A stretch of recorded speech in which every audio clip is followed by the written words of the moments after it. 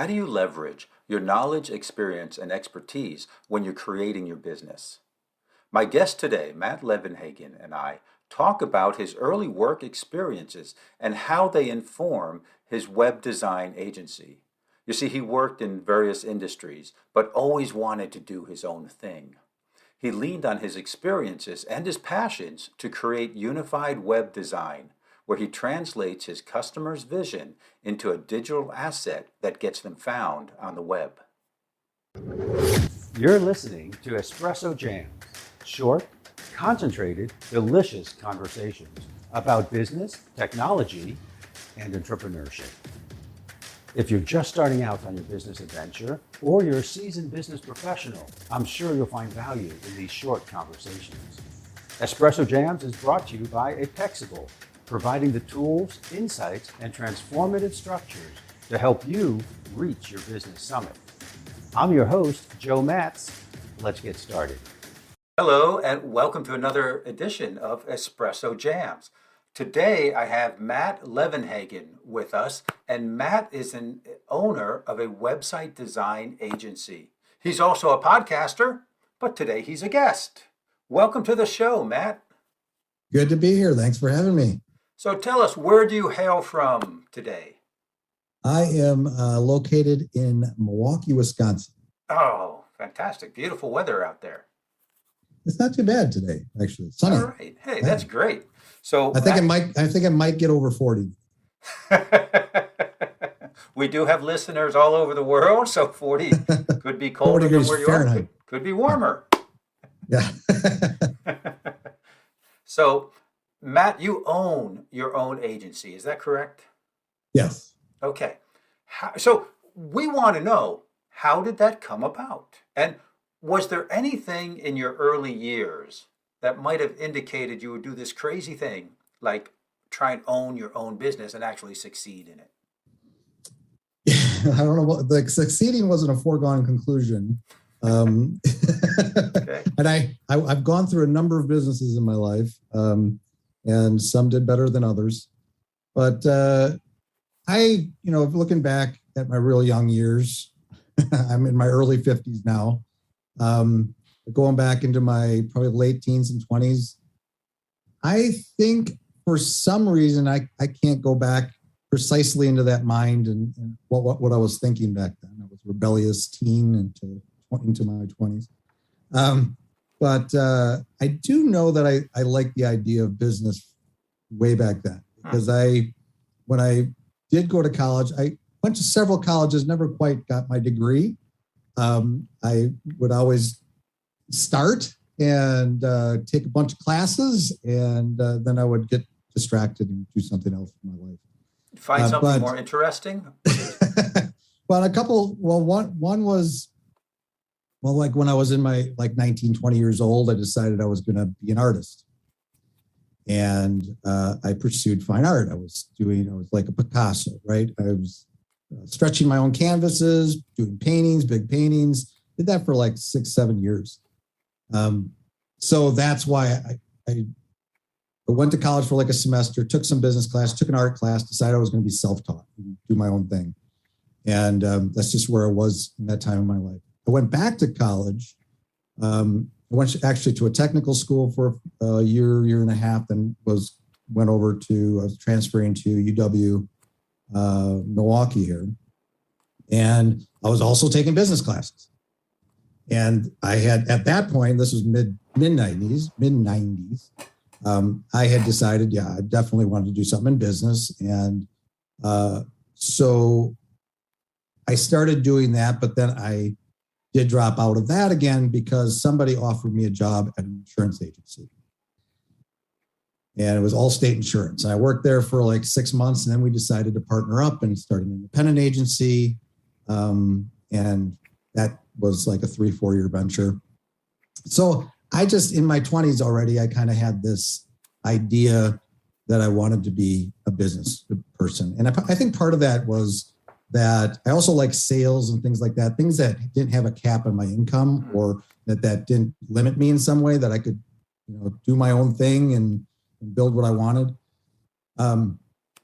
And so that's kind of where that foundation is. But then I had that creative foundation too. Yeah, I So hear a lot of left brain, right brain stuff going yeah, I have like a balance of that, right? And so I think to be balanced, I need both those things. And so that's kind of, there's other things in there. I got into, so I had my own little agency for a while, a number of years, and then discovered the internet. And then I had some internet businesses. And then about 10 years ago, I decided to end what I was doing there, cash out, and go into web design development, because over those years, I had built a lot of websites of my own, and I learned that I was marketing them and doing all this stuff. But I like tinkering with websites, and I would get a little too obsessed about that. Okay, And so what I'm hearing is you built some of these websites for your own businesses on the internet and figured out that you had some skills and some abilities in building the websites. And did you go out looking for clients, or did someone come to you first and say, "Hey, I like what you're doing. Could you build me a website?" yes, mine was pursuing. Okay. So because I had built my first website like 2002. It was an insurance Oh, website. wow. Obviously, I had an insurance agency, and the only reason I built it is because I wanted a website address on my business card. So I wasn't even thinking like internet yet, and I built that, and that led me to doing all these other businesses and having websites. But when I decided to kind of go into freelancing and start building, because I was building it for myself, I'm like, what if I flipped that and started building for other people? I did it actually under a pseudonym for a while. Hmm. I actually had a different Little name. protection in case things didn't go right. No, because my story is that, I had actually another business. I Okay. was in affiliate marketing, pay-per-click advertising. I had memberships. I had thousands of people that had bought my products. So I wasn't unknown. And I had kind of this thing in my head where I was going to continue doing that. And then I was going to do this other thing. Because if you look up my name, you're going to find what I'm all doing. And I just wanted to kind of keep that private for a while. And it was just a decision I made. And so I did, yes. So I went to freelance sites. I found, at the time it was Elance. That's now Upwork. They got absorbed into Upwork. And just started applying, trying to get jobs there. And people post jobs on those boards, and you submit. And that was freelancer.com, which is now Upwork. It was elance.com. Elance. Okay. Yeah. Yeah. And then they were purchased by, or something, they merged or Something whatever. like that. There's a lot of freelancer type sites out there. There's Upwork, Fiverr, good sites for starting out. And some Yeah. people, And I built quite a good base of business from there in those days, in the early days. But now you wouldn't know because it's no longer existing. So, so you had to find clients somewhere else. yeah, well, I mean, so I had done that for a couple of years, and I was getting business elsewhere. Then I started, as people got to know what I was doing, and I got referral business, or other people that I knew online or offline would ask if I could do a website. So that did start to happen organically. But then I got a job in like 2014, well, a larger contract that lasted a year, and then they hired me for 3 years. So I became an employee for 3 years. Okay. Until, Back in 2010, 2012, so there were a lot of people building websites. What did you do to differentiate yourself?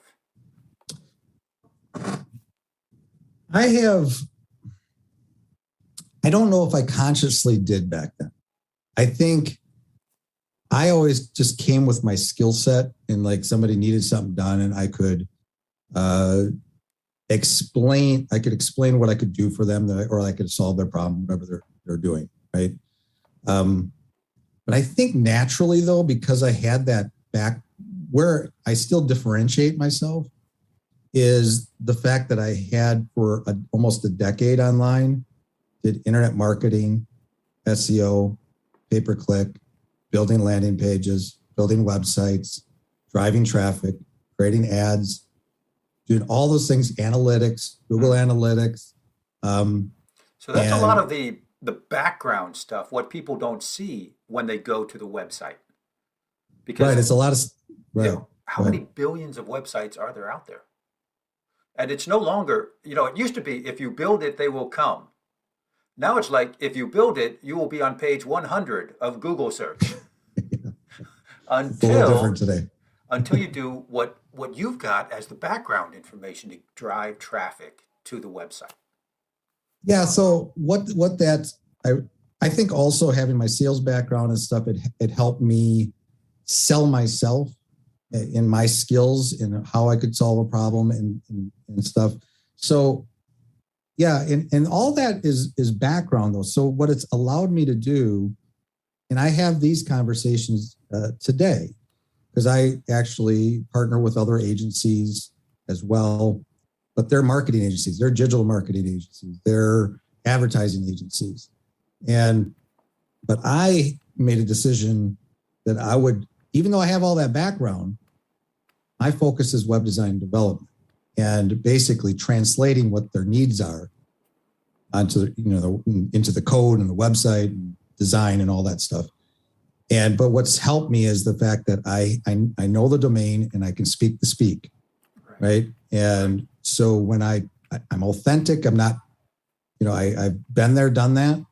And so when I have a conversation with an agency that's marketing, they're marketers and all this stuff, I understand what they're trying to do. And I think that is what's kind of naturally helped me close more deals and work with more people.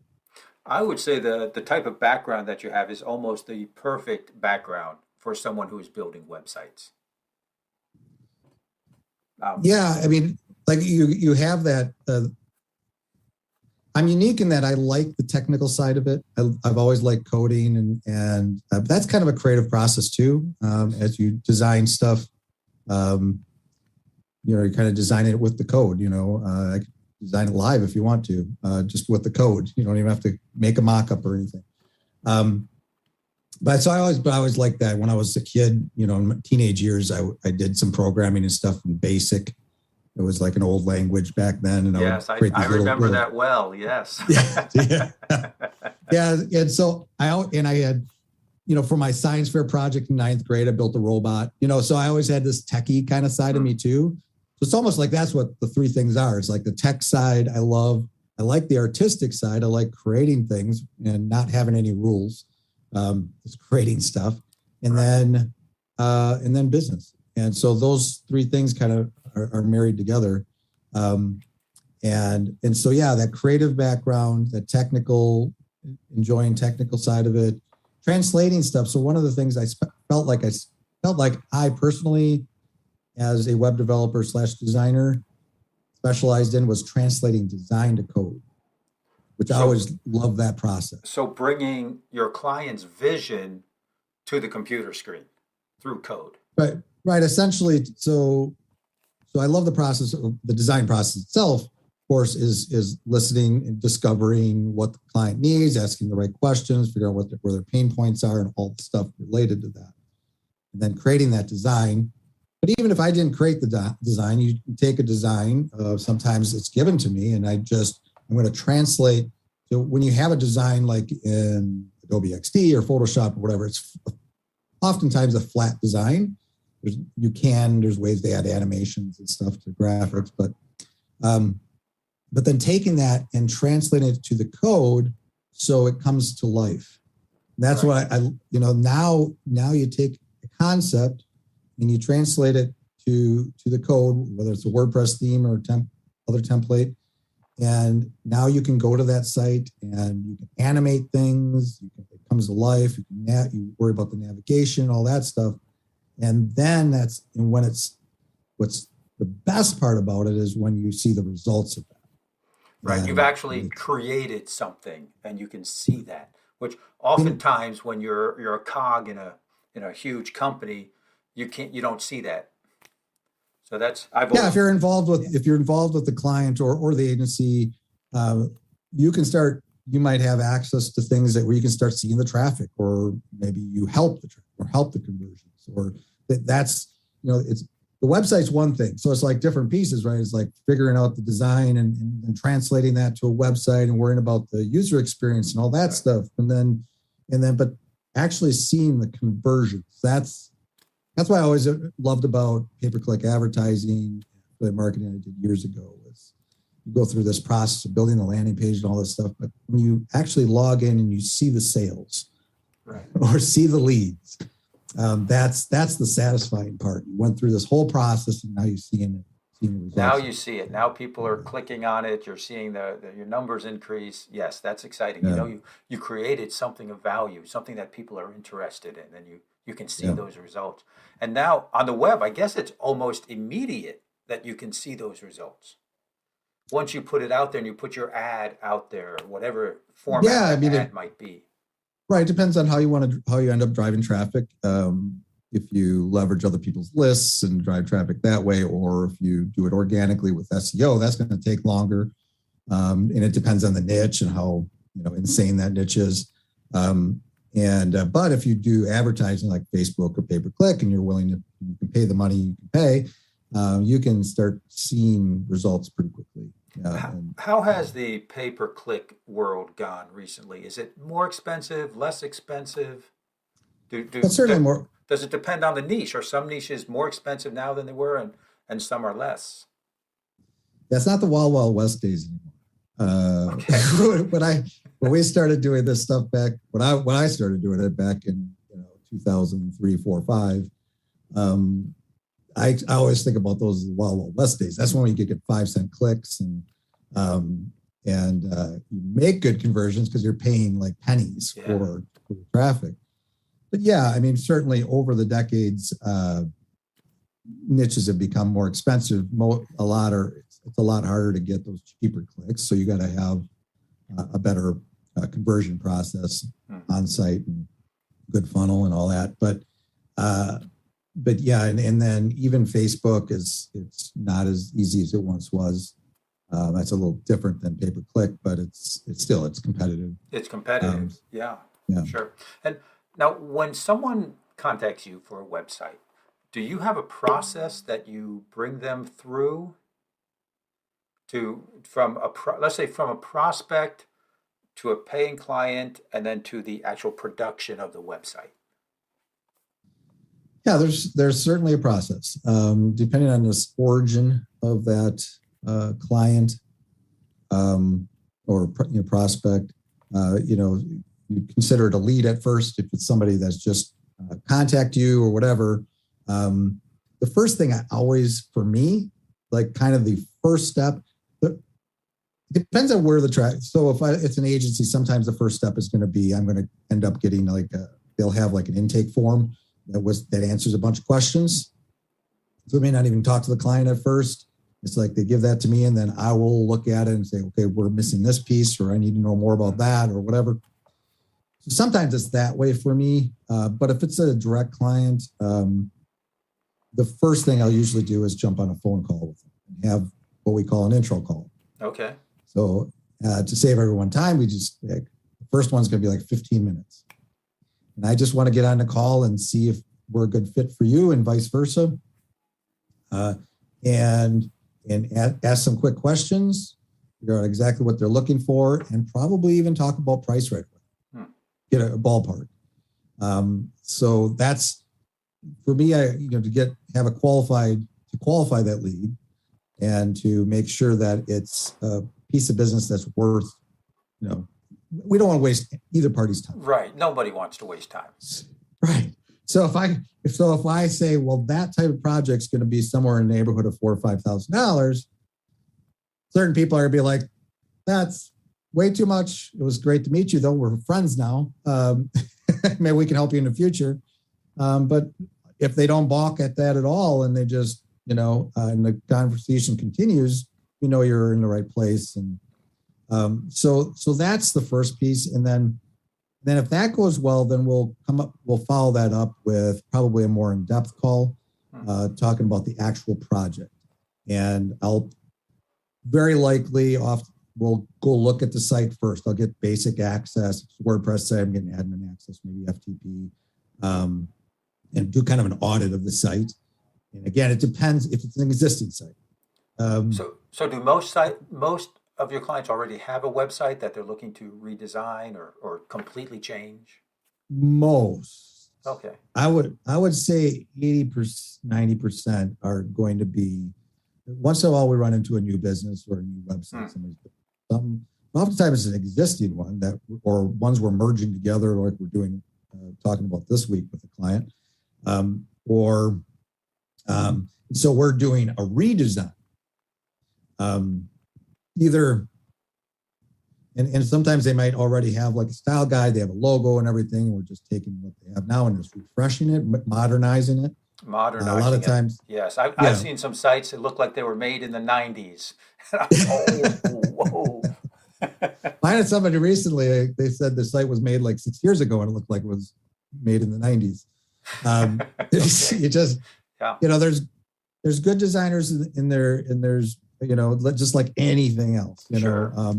and agencies are different. So I had a client this past year that they spent a lot of money on this website, and they just had a few months back, and they didn't like the design. They could never, they got the site built, but they didn't like the design. I'm talking tens of thousands Wow. on this website. And I'm like, I said probably wow too.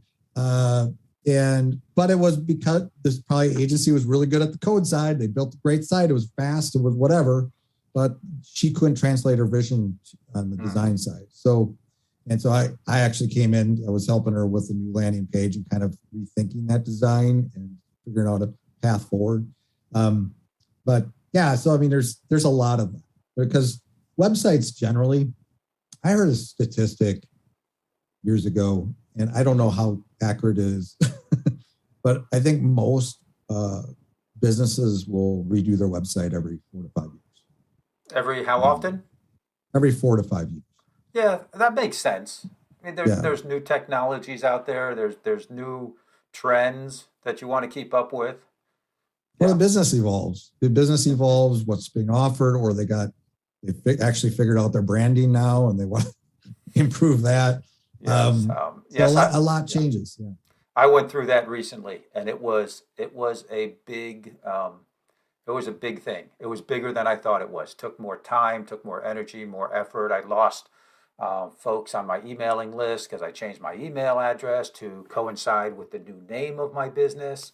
And wow, there was a lot going on there. Yeah. There's a lot of things there's a whole stack of things that Yes. you have to consider when you're doing websites, and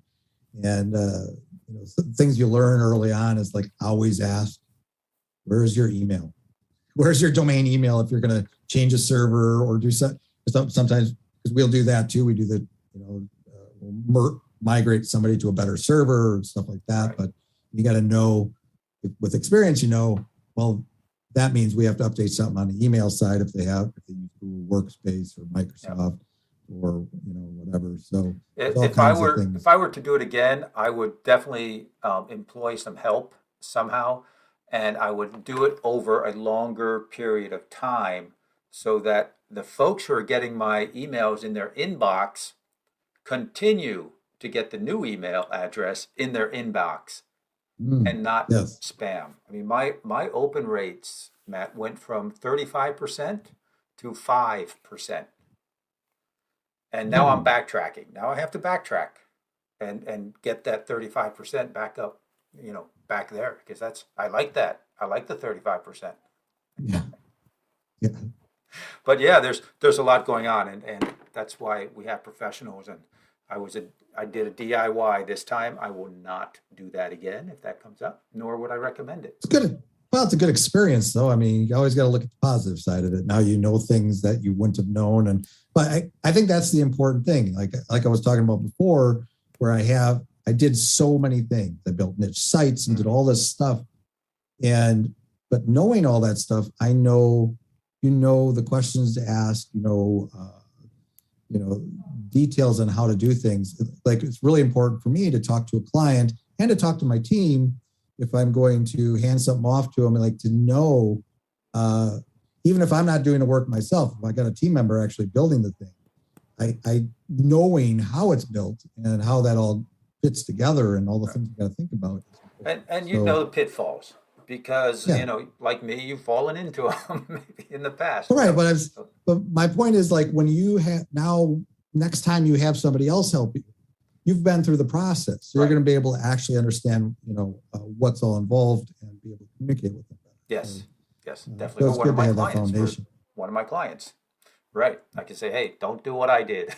That too. Right. Exactly. All those experiences, good or bad, That's uh, right. It all brings us to help. where we are today with Yeah. that experience, and that's what makes each of us unique. I think is that we all have our own knowledge, experience, and expertise. Some of it was earned with happy faces and great income coming in. Some of my experiences were that way. Some of them were the opposite of that way. Mhm. Yeah, I had a good friend tell me, I've told this probably 1,000 times. It's one of those things that sticks with you forever and always fits into a conversation somewhere. But I had a friend of mine. I was talking about this is probably 6, 7 years ago, and I was like, "Gosh, I wish I would have done this web design stuff decades ago, or web development, coding, all that stuff." And he kind of stopped me in my tracks. He's like, "No, Matt." He said, "Don't regret that because all of that stuff you did, from the art to the insurance to the websites to the memberships, all the stuff that you sold, all the good things and the bad things, that made you who you are today." And talk about differentiating. I I'm we're all unique. If we can figure out, identify those things that made us, and accept who we are, and all those, and just leverage those Yes, going forward. that's what And it's about. Yeah. Yep. and yeah, so it's actually not a bad thing to have bad experiences, because now you can educate others or help others avoid those bad experiences, or yourself. You learn from it. Exactly. And they say bad experiences make good stories. Yeah, exactly. Got a lot of them. So, Matt, this has been fantastic, my friend. Um, No, what we're coming to the end. So, what closing remarks or what one takeaway you could leave for our listeners today? you know, uh, so related to differentiating, or I think you have to lean into what your passions are, what you enjoy. Like when I decided to do web design and development, and it may not happen overnight. Like you may not figure it out at first. It may take years to figure out what you should be doing. But when it does click, it's like take all those experiences you had, like we were just talking about, and make that unique person. Like you're a unique person, and figure out what makes you unique, what your strengths are, what your weaknesses are too, because Mm-hmm. that kind of forms us too. But and lean into that stuff, and become, be your authentic self. It's easy. It's easier to sell. It's easier to get up every day and be excited about going to work and stuff if you're doing what you're passionate about Right. and what you should be doing. Yep.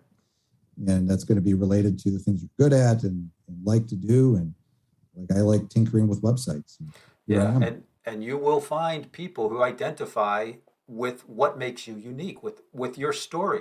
You will find people who do not Yeah. identify with that, but you're going to find people who don't want to hire you anyway. Yeah. I mean, you'll find your tribe, You'll you find know? your tribe, exactly, and that's what we want to do. We don't. I mean, how many billions of people in the world are there? And we don't need all You don't those need all of clients. them. We need a very No, very small percentage, and they're out that's there. right. They're out there. Got to express yourself, right? Um, so, Matt, how can people get more Matt Levenhagen? Matt Levenhagen stuff. Levenhagen. How You can we get more Matt Levenhagen? Copenhagen with 11 in front of it. Yes, Levenhagen. Levenhagen. No, It sounds so so easy when you say it that way. been saying it for 50 years. Um, so I'm on social media, so you can look up. You could actually do a Google search for Matt Levenhagen, probably find me. But I'm on Twitter. My main hangouts are Twitter and LinkedIn, and I have both a business and a personal account on both of those. I'm Matt Levenhagen, and then my business is Unified Web Design. So unifiedwebdesign.com is my website, and also that's where I live on the web, on social media. And then thebuilders.fm if you're interested in business-related podcasts. Yeah, great. Dedicated website there. Okay, Builders FM? Thebuilders.fm. Thebuilders.fm. The Builders. Thebuilders.fm and Unified Web Design. Yes. And that information will be in the show notes. Awesome. Yes, great. Matt, so great to have you here. Enjoyed the conversation. It's great. We'll do it again. Thank you. Bye now. Bye-bye. All right. Take care. Thank you for listening to Espresso Jams. If you like what you heard, please subscribe on your preferred channel and never miss another episode. If you'd like more business tips on technology, entrepreneurship, and doing better, you can find me on LinkedIn at Joe Matz, that's JoeMatz, or go to my website, apexable.com, that's apex-able.com. I'm your host, Joe Matz, wishing you an awesome day.